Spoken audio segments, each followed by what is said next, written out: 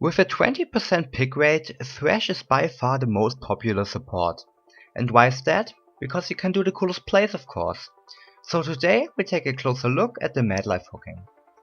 So first of all, here's something to keep in mind. Madlife hooking is all about predicting your enemy, but not all enemies are the same. So most of the time the attempt to predict your enemy fails because his moves seem random. Therefore I advise, do not Madlife hook before mid-game, but instead take a look at how the opponent you want to predict behaves. Two factors are important here.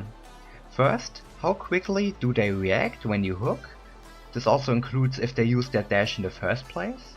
And second, how do they move? Some will dash away in a straight line, while others take a more diagonal path. Now that we got this covered, let's look at some basic information.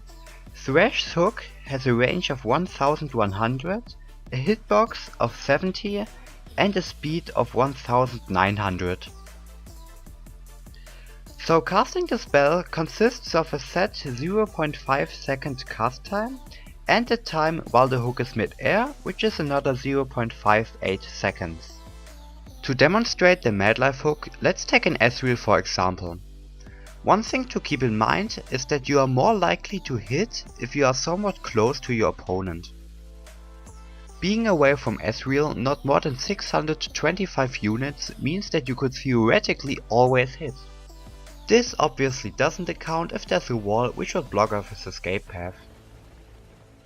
To successfully predict your enemy, he has to react quick enough. In the case of Ezreal, his E has a 0.3 second cast time. And reaction time really depends on your opponent. While pro players can react in like 0.2 something seconds, average players will take around 0.4 seconds or higher. You can see that the whole process takes between like 0.5 to 0.7 seconds in most cases. And because players won't move immediately after their dash, moving will not influence whether the hook hits or not most of the time. Here are some more tips to increase your chance at predicting well. Most people will dash over walls to get the most out of their spell if they have the possibility to. So especially for people with short dashes, you can predict them when they walk close to a wall. Another tip is that you can put them under extra pressure when you use your own flash. This works very well against people who have good reactions and wouldn't dash otherwise, because it would catch them off guard with a closer window of reaction time. Because not every dash has the same range, here's a chart you can keep track of, which is also linked in the description. Then I hope you learned something new and hook a person or two.